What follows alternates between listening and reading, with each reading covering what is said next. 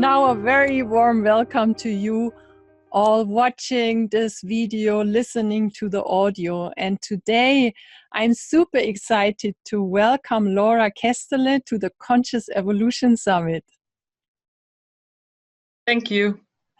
And Laura, just a brief introduction to your person. So you are a designer, a facilitator, a project collaborator, a possibility manager, action learner, and what you deeply have is such a deep love for just the living planet and nature and all its beings. And you are, I know you're also so passionate about evolutionary development and especially socially and ecological regeneration. And this is really something I want to focus with you today. So I'm super excited because I know you are busy. You are also a board member of the Global Eco-Village Network. You are in your master study program with Gaia University. You travel a lot visiting eco-villages and learning laboratories. And so I really appreciate that you take your time today and share your presence and your knowledge, your wisdom with us. Thank you for that, Laura.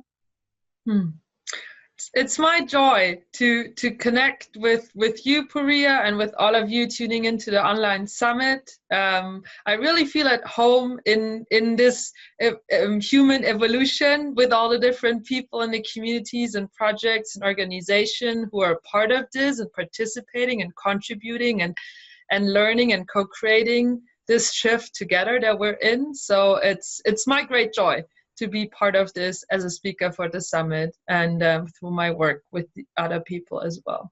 Mm-hmm.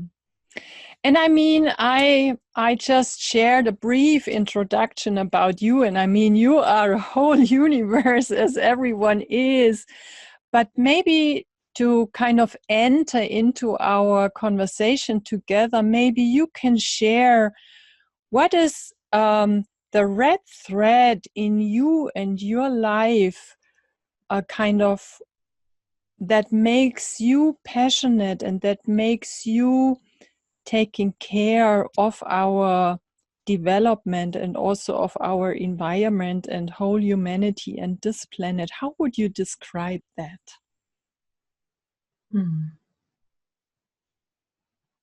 It's a great question. I think that's actually a great question for all of us to just take a minute to contemplate. What is that dynamic, that impulse that moves you, that drives you, that it's maybe a longing and a driving force in your entire life and for everything you do and how you do things. So let me just take a minute and please join me to take a moment to reflect on that.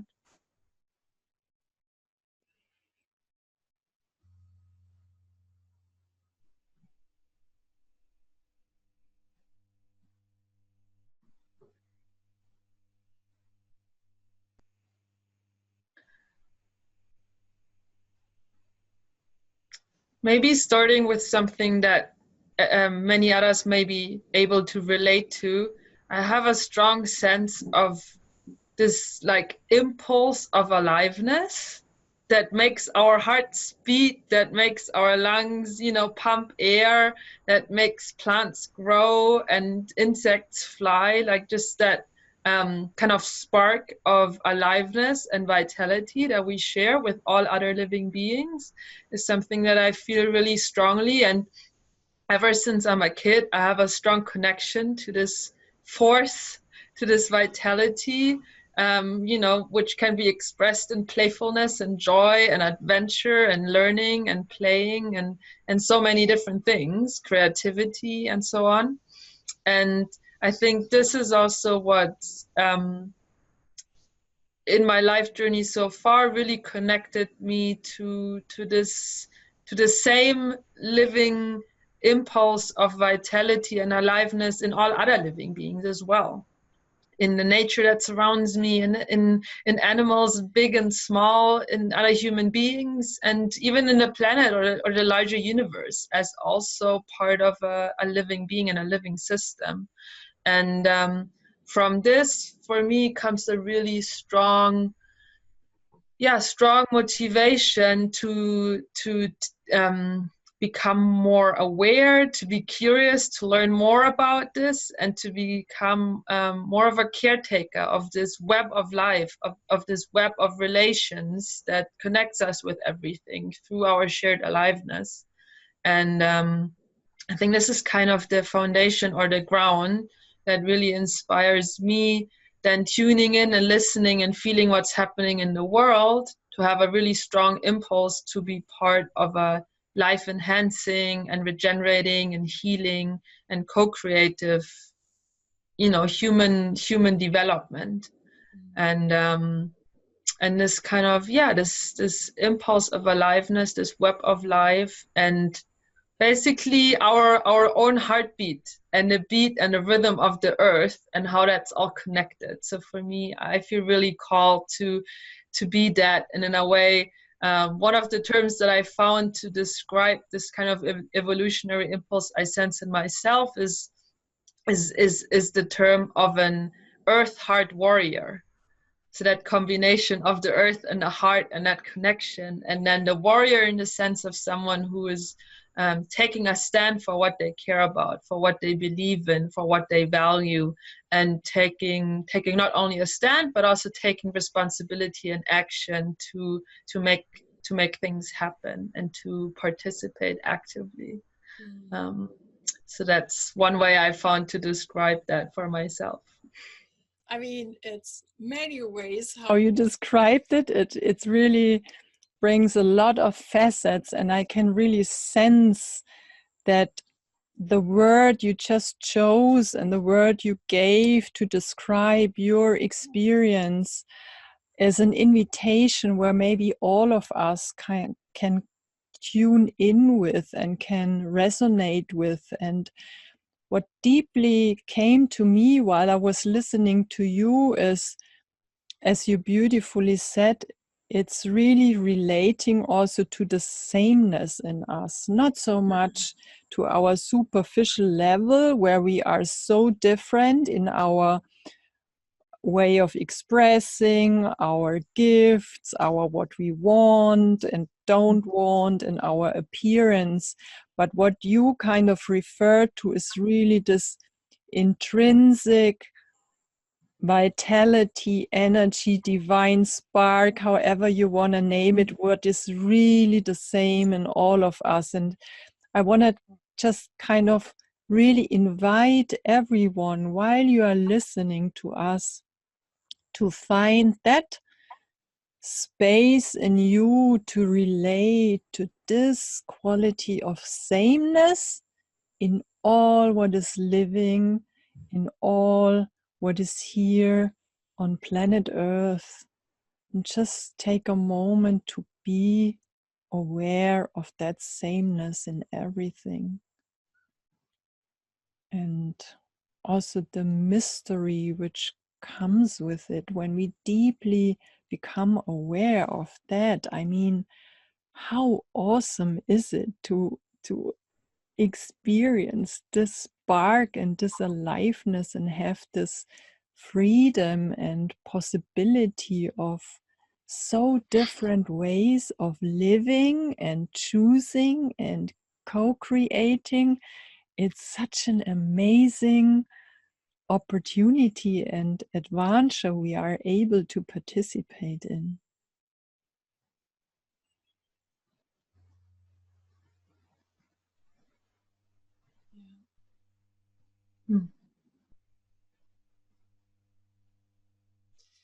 And Laura, when you kind of, I know that you are so deeply connected to this force in its power and also in its subtleness and its softness. When you connect right now to it, what would you say? What do you see, maybe individually and also when you look on a bigger scale? What are the appearances of this emerging new way of being a human on this earth in this time, what do you see from there? What is already there, or what is kind of starting to emerge? I actually just had an idea to maybe take a step in between and guide all of us and everyone listening to tune in a little bit more into that field, into that sense of being. Because also when we talk about evolutionary purpose, it has little to do with what we do, and it has a lot to do with who we are being. And that is a lot of what you also shared. That's a lot we have in common of who we are as humans, and also more generally as living beings. And there's a lot that connects us in that. And I think this is also on this journey that maybe a lot of you will find yourselves in, of figuring out what's that impulse, what's that drive, what's your sense of purpose also for your life. It's actually really useful. Maybe not so much trying to find a term for it, or a short description or elevator pitch of who you are and what you do, but to observe very closely in your life, what are things that you do, and how do you feel when you do them, and who you are while you do those things, and whether they expand you, whether they give you a greater sense of possibility, of joy, and of growth. And I think this can be a really good guidance, not so much trying cognitively to figure out like, what's my purpose, what's my impulse, how do I call it, that funny thing that I feel or don't feel so much, but rather to follow with that movement, to do things that energize you, that expand you, that make you grow. And I think that can be a really good practical guidance. And the idea that I just had was a little bit of a shared journey together to expand our senses a little more, and maybe also be able to perceive more as a result. So I would invite you, Puria, and all of you who are tuning into this interview now, to close your eyes, just to sense into yourself more. No distractions from the environment, kind of letting your thoughts become more quiet, drift into the background, and really focus to feel your own body, and to feel the weight of your body as you may be sitting, standing, lying down, where you feel your body touching different surfaces or objects. And the weight of your body, that kind of heaviness, that's also part of it. And this is actually the experience we have of gravity, one of the most universal and old forces in the whole universe, and the gravity of the planet that is always there with us, in every moment, holding us, supporting us. And if you imagine there would be another person being there with you no matter what, holding you, most people would call that unconditional love. So you can, in a sense, say that the earth is unconditionally loving each and every one of us, every moment, every day, for all of our lives and beyond.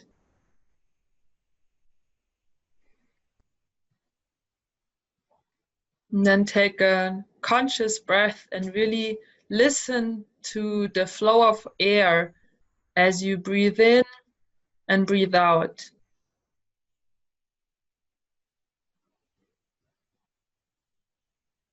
Maybe you can notice that the breathing makes two different sounds. A little bit higher note as you breathe in, and a little bit lower note as you breathe out. And this sound is actually unique for every human being on this planet. No person makes the same two sounds as they're breathing.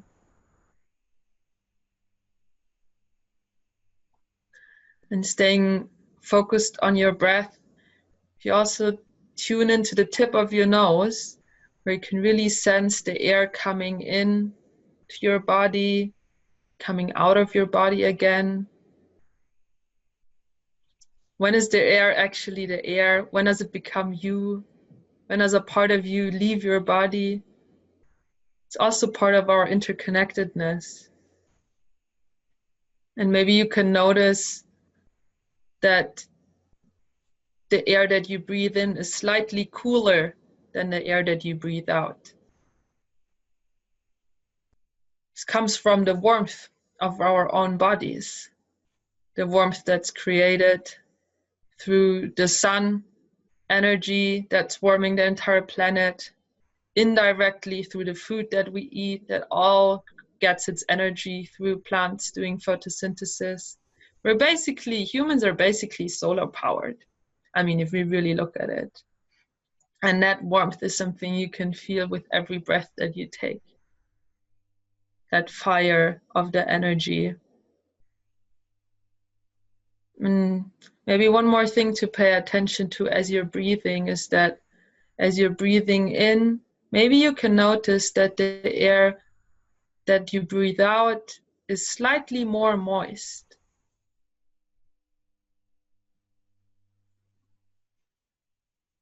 And this moisture is part of the water that composes our body. We're actually about 70% water.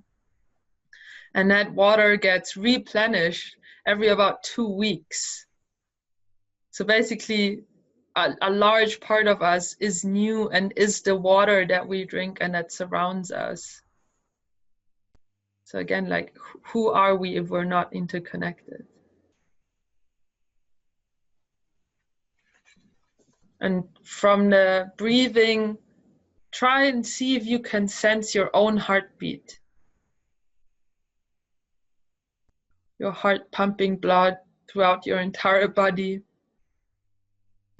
If you have trouble sensing that, you can also put your hand on your chest. Supports you to feel your own heartbeat. And this heartbeat is another thing that you could say is an expression of that spark of aliveness that actually starts as early as 16 days post-conception and is something that is also with you your entire life till you die. It's also something that we have in common amongst all people and many of the other living beings.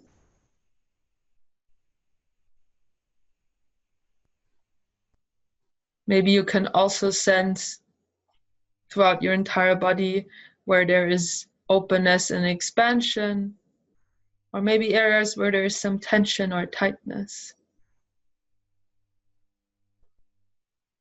And see if just by moving with your awareness, with your breathing to those areas of tightness, actually with your intention to relax, you can experience a little bit of expansion and openness coming in. The mind-body connection is actually one of the really strong things that can influence each other.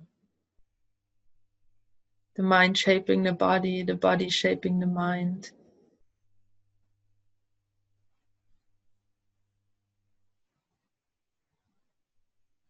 And taking another breath, you can slowly open your eyes again.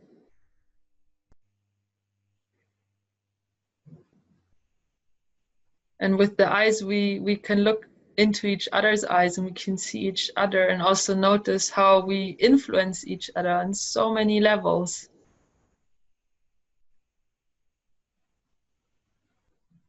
And we have these amazing mirror neurons in our brains that actually help us to empathize and to be compassionate and to sense not only our own emotions and feelings, but also the ones of others. And this is another way where that shows how deeply interconnected we are with all of us and how we're influencing each other. And maybe this can be, this little journey or practice can be something that gives a little bit of a more embodied sense of what we mean when we talk about interconnectedness or interbeing. It is really impossible to just be isolated and separate on our own. That with the energy and the water and the air, all the movement with the earth, our bodies, our own thoughts and feelings and connections to other people. It's really a whole web of relationships. And yeah, Desmond Tutu said it quite beautifully. We are because we belong. We cannot be just in ourselves. So it's kind of a strange narcissism that we've cultivated in our society, to be so focused in I, me, and mine, which is actually doesn't have any real foundation in how life and nature works, actually. So I hope that can confirm and maybe clarify and encourage our shared understanding of that interconnectedness. Yeah, and it's also so beautiful to be aware of and to experience the deeper, in a way, I'm aware in the depth of my being. I can see deeper into your being and into all beingness. So in a way, it is about deeply being present in myself into all different dimensions of what you are, and then also connect from that place to you and reach you deeply in all your multi-dimensional being of what you are. Yeah. Yeah, and I think this is one of the things we're really called to be present and to be in relationship with ourselves and with everyone and everything around us. I think this for me is also one of the foundational pieces for evolution. And I think, you know, from that perspective, looking at it, there's even no such thing as evolution. There's just co-evolution. Since we're so interdependent and interconnected, it only makes sense to also understand that our development and growth and expansion is interconnected deeply. So we can only co-evolve, really.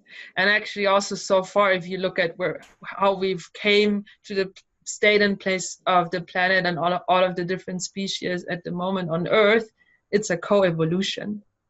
None of this happened separately, isolated, one species, you know, developing on its own. No, it's all has been a co-evolution, a deeply related sense of development and expression of life.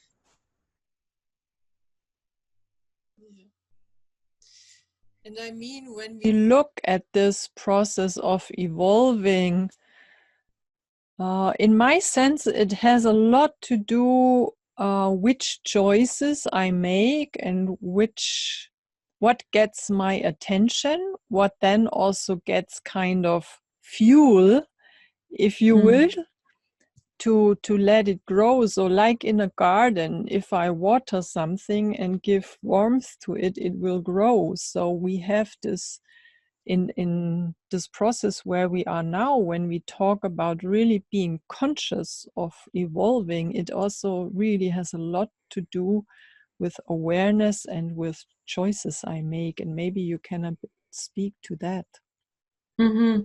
Yeah, I think one way to understand what it means to be conscious that has quite good practical implications is to see that consciousness is our ability to be aware of what we're aware of. So to direct and move our awareness intentionally. And yeah, I think for most part, evolution happened quite organically, quite self-organizing, but more unconsciously. And I think just kind of evolution evolving itself, we're coming to the stage where our capacity for complex thinking, for abstraction, for self-awareness is on such a high level that we can understand the principles of nature, the principles of life, the dynamics of evolution itself. And this is This is kind of us as an expression of evolution becoming conscious of itself, right? And then being able to not just kind of flow with the dynamics, but actually participate and shape and influence the dynamics as they're happening step by step. And at the same time not knowing where things go, because that's not part of it. We don't get to know where we're going. We're riding the wave, we're really participating, and we can, you know, take a stand, as I said maybe in the beginning, what I feel really called to. We can take a stand for values and things we care about without attaching or trying to enforce any specific outcomes. Because this is kind of the freedom of that evolutionary flow and dynamic that is really important to tune into. You know, everything. One of the things I think you can notice when you more deeply observe how nature works is that, you know, things are born, come to existence, they stay for a while, and then they die and they disappear. That's natural. That happens everywhere and with everything. And the same with us, evolutionary phases. Different things come and they stay a while and they go. And that's part of the pattern. And you never know what comes next and how long it stays and, you know, how things happen exactly. But you can trust on that basic dynamic of change and of these cycles. So in many ways, you and me and everyone listening now, we're just like a temporal node in that process of flow, in that process of evolution that's happening. And it's maybe a little scary, but it's also truly exciting to have that kind of understanding of being that node in the web of relations, that node in that process of evolution. It's just there for a short time, and that's part of the change and of that dynamic of life. Yeah, and this reminds me, maybe Laura, you remember it. I mean, some maybe have noticed we have the same last names, and we are mother and daughter. And when you were a little kid, I was so interested also in the work of David Bohm, this very famous physicist, and he also said actually there is not really something like a thing. So our language which we use doesn't really reflect the nature of how reality operates. So we may really had a phase where we would put to everything a verb. So you would not be Laura, you would be Laura-ing. I wouldn't be Puria, I would be Puria-ing. Kind of to really address that we are a movement, we are not something constant, and it's beautiful that you kind of address that. And the other thing what I really kind of was so excited about is that you really also pointed to the fact that yes, we can be aware of participating in this changing and also making conscious choices, which kind of changes we agree to and we increase and we put weight to, but we can't control it. So that I find that an interesting paradox, because some people would maybe think when they hear the term conscious evolution, so we know and we do evolution, but in fact that's not the case. And maybe you can maybe address that a bit more and kind of share your understanding of it a bit more. Yeah, I think in some ways I can definitely like link it back to this whole understanding of interbeing, and that we're all influencing each other and co-evolving. And evolution is it's usually quite a slow process actually, and that's also why many of the changes it's a slow process. It's an experimental process. It's a process with many small mistakes that step by step gradually improves to, you know, higher complexity and order and synergy and beauty and diversity. But it is also a slow process. And and you only see the results kind of in retrospective. So evolution is just that impulse. Like when you do archery, you know, you hold your bow and arrow and you shoot and you let it go. You aim, you give it a direction, you give it some force of that impulse of movement, but then you have to let go and you can't control. I mean, you know, you put an aim, but you can't control, and there are other influences, like, you know, like the wind or whatever, that can determine where the arrow actually lands. And I think in that sense, evolution is just that driver, that force doesn't care actually where it's going. It's just moving. And I think this is also, I think for me, conscious evolution is more something that we align with, that we tune into, that we participate in.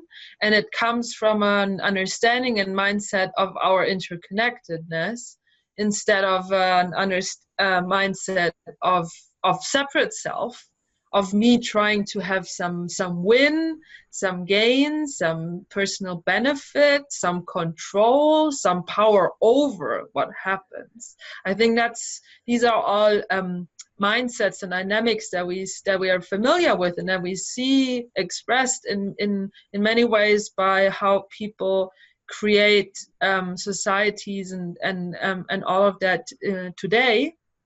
But I think this is something that's part of the old game, and the old system and the old paradigm that's in transformation process as we speak. And part of that, you know, shift will be that something completely different emerges, which runs on different basic movements and dynamics that are unprecedented, that are different, that are new, that are just, you know, emerging from, you know, as part of that evolutionary impulse and the expression of that as in the humanity where we're at this moment in time. And that again will at some point change as well. And for me, you know, like, yeah, part of that I think is that the old paradigm, the old system will disappear, will die, will go to an end. And we will also gain a different understanding and sense of self, or self-identity, you know. So we are really an emergent property of the whole system, of the whole universe itself. And I think all these different shifts then give energy and give nourishment to the evolution and the development of a completely new paradigm and a new reality for life. Yeah. And I think a critical part is that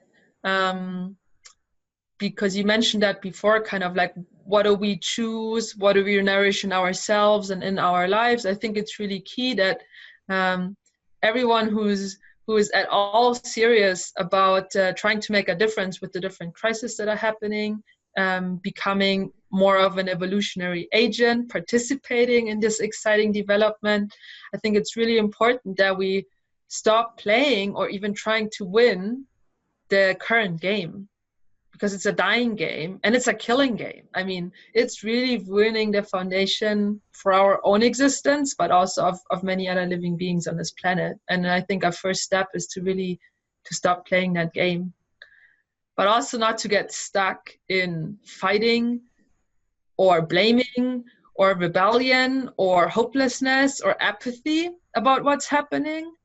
To also don't get disconnected because we just focus on self-improvement and self-development and self-growth. I think it's really key to stay connected, to stay in relationship, and to really link into the evolutionary dynamics of just trying something new, committed to life and committed to the development of consciousness. And then taking step by step slowly and adjusting and making mistakes and adjusting again, not knowing where you're going, but committed to go step after step after step. And I think this is something we can all be doing individually that is a really strong foundation for also our shared development. So what I kind of collect as a summary while I'm listening to you is staying focused, being patient, being curious, being adventurous, being open, not fixated on results, but holding a direction. What did I, there was also something I heard. Yeah, and really also being open to not knowing. Yeah.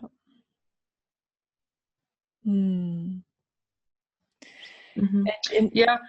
Yeah, please. Because I really think that, you know, that the shift that we're in, I feel, you know, most shifts, they have quite a narrow time frame of happening, you know. When we look at babies, you know, in their mother's womb, they're really gathering resources, they're developing, and there's a narrow time frame from the stage of where they're just developed enough to leave their environment before it's actually too much and it would impact the health of the mother if they would stay longer. So it's, you know, it's a critical time frame. It's not a really long time frame for that kind of shift to happen. And it's the same also with that kind of famous analogy or metaphor of the caterpillar and the butterfly.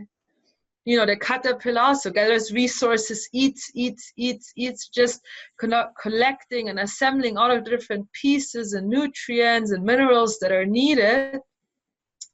And then, you know, becoming the cocoon and developing into a butterfly is just when it's just about ready enough, but not too long, because then this window of opportunity would be over again. And I think we have a similar thing right now, and I think more and more people are feeling this sense of urgency and of this like delicate timing where we're in at the moment, where we're just about like ready enough to make the shift, but we're also like, we can't really stay much longer in the old game, because otherwise it would be too self-destructive and destructive, you know, for the whole planet eventually, because we've developed such a capacity for impact and speeding up evolution through also the use of technology and all of the different machines and all overall technology that we develop, is that if we wait too long and if we push it too far, it becomes self-destructive.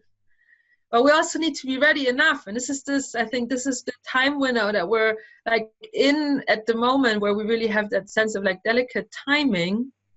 We're just like ready enough, but we can't wait too long, because otherwise the systems are not supportive enough anymore of that transition. And I think this is kind of the exciting and critical time we're in now. And being really open and feeling and sensing and listening and relating to everything that's happening can support us to be informed and active participants in that shift, in that transformation. So I think this is really something that's key, and that comes back to that sense of relatedness with ourselves and with everything that's happening around us, because these are like the feedback loops, the flows of information, of exchange, of energy as well, that really support the self-organizing process of evolution to happen. Yeah, that's really, I can relate really beautifully to what you just shared. I really can kind of sense it with all my different sensory tools in a way. Yeah. Mm-hmm. And Laura, what would you say from your perspective, which tendencies can you summarize? I mean, you kind of mentioned some pieces of it already, but how would you summarize the evolutionary tendencies you see right now?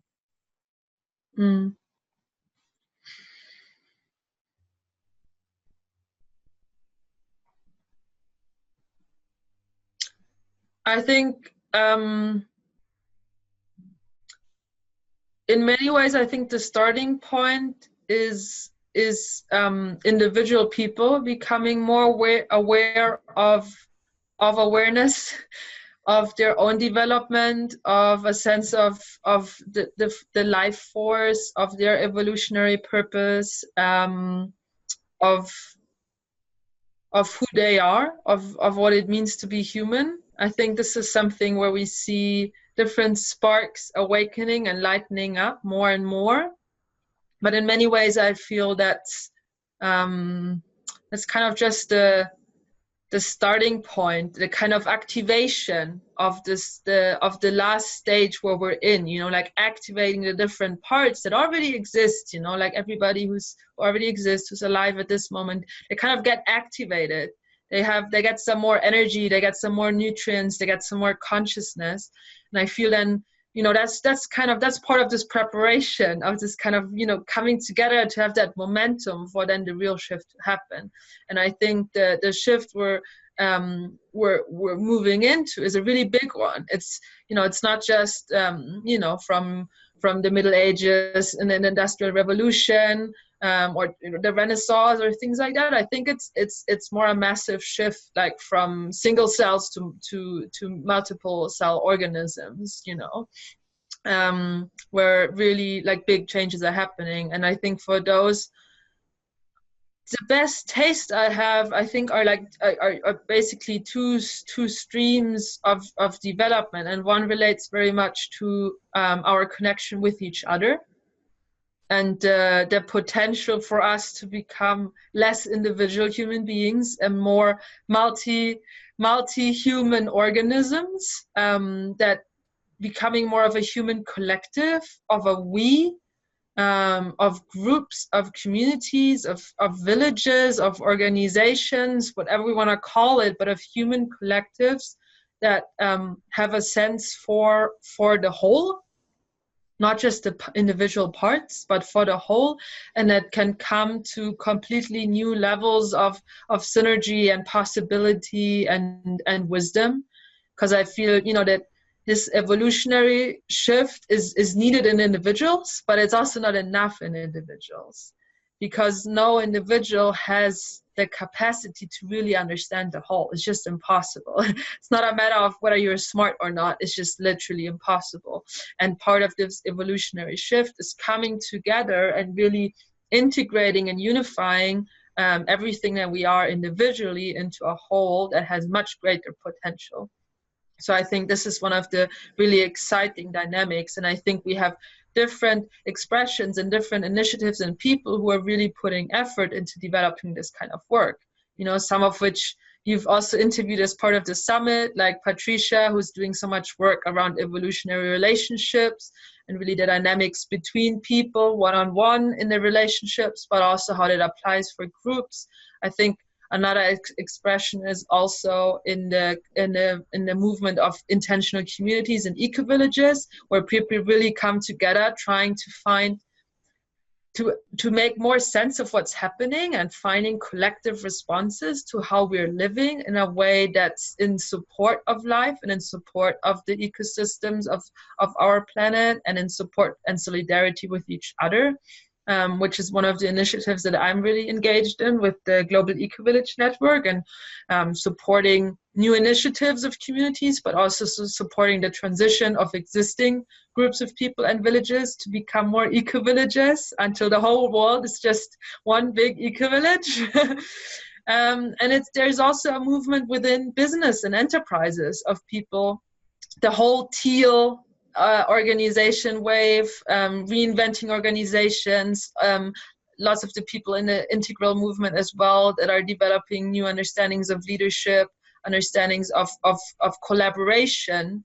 That's one of the things that it really comes down to. We need to develop the capacity for creative, collaborative, collective dynamics to really evolve further beyond individual capacity to make sense, to create possibilities, to make choices, and to take action. That's just not enough at this point anymore. So this dynamic of the collective dynamics and the collective evolution is really key, and is being experimented and tried out in these different areas, some of which I just mentioned. So I think for me, that's one of the big trends.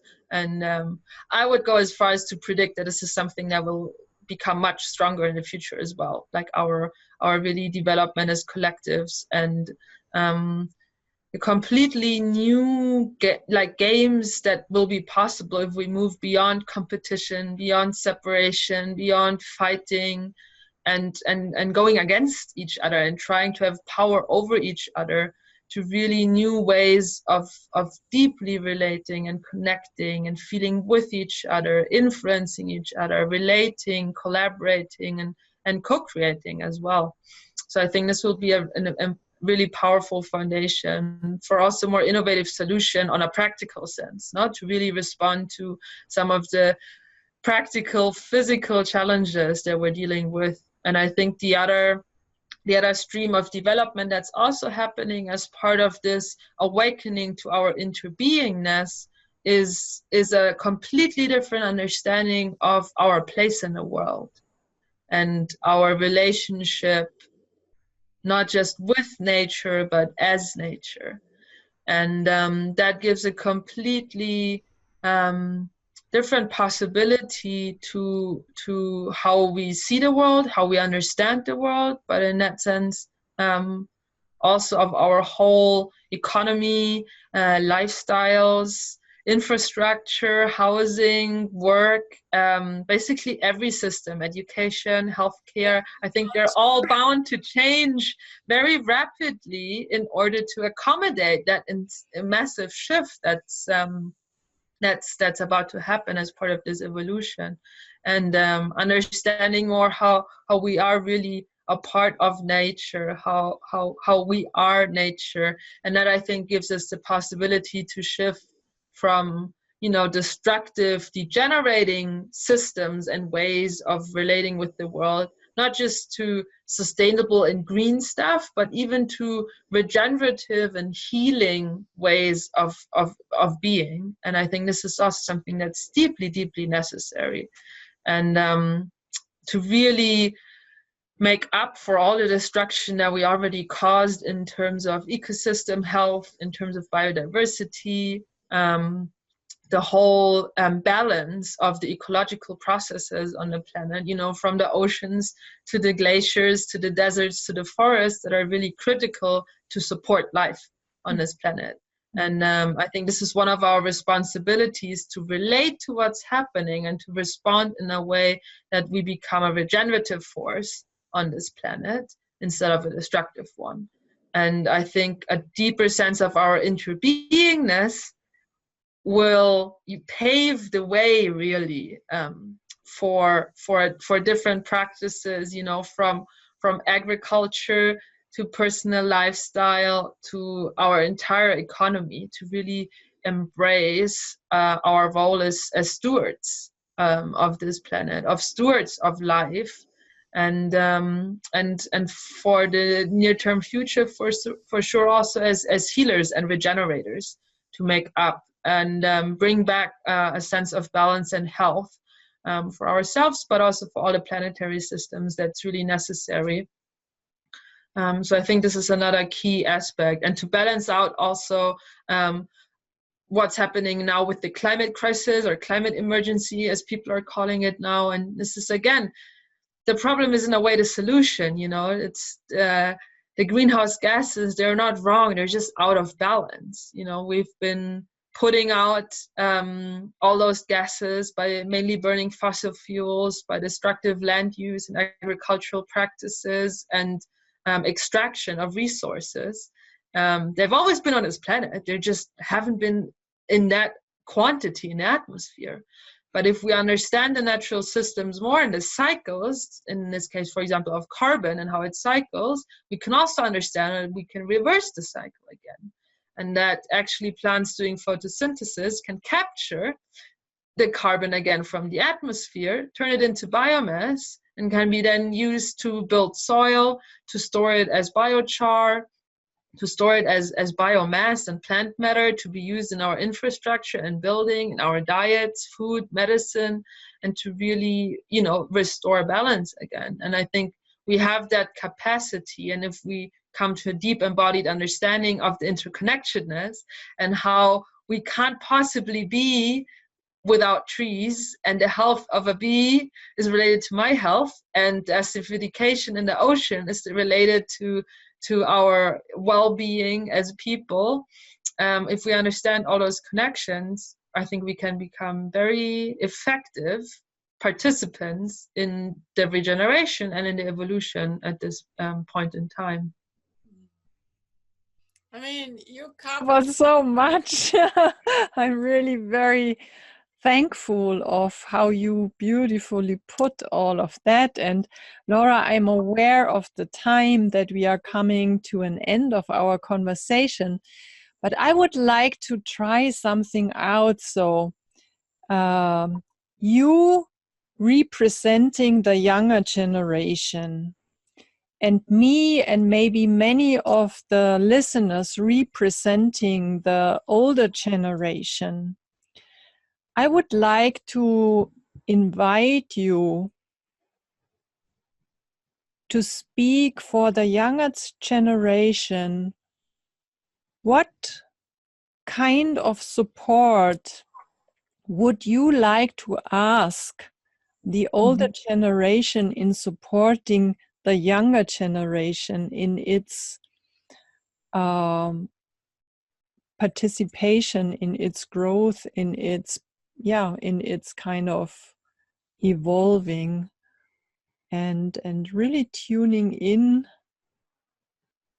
and me tuning in, representing that. And maybe really I want to invite all of you, whether you are in Laura's age, kind of asking for your support from the elders, or whether you are an elder and being available to support the younger generation.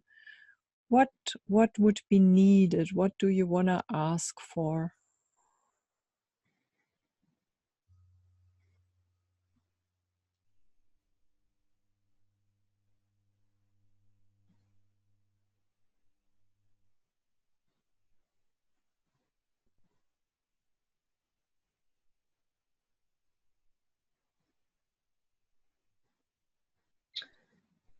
One thing that came to me was an openness and a willingness to be composted, to become, to become transformed, to become the nutrients and the soil for something new.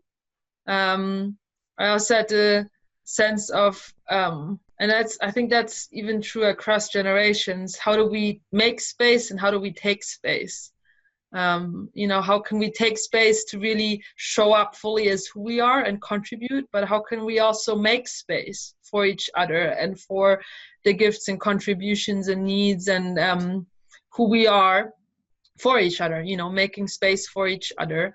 And I think that's something critical that we can also pay attention to as this part of, becoming more conscious about this development is how can we give space to the new, in ourselves, maybe in how some young people embody that, maybe in how old people embody that, that evolutionary spark. But how can we make space for that and be open and willing to be composted and let parts that are no longer serving us become nutrients? It's not that they're bad or wrong or not useful. On the contrary, they're very much needed. The caterpillar needs to gather all those resources and be a destructive force by eating all those plants in order to have the capacity to have enough energy for this metamorphosis.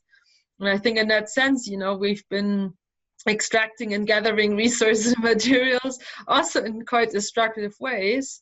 And also individually, maybe we have habits and things that we've been collecting and gathering or doing that are not as useful for the new stage, but that were really needed to bring us up where we are at the moment. So I think asking for an openness and willingness to be composted and to become the soil for something new is a key thing.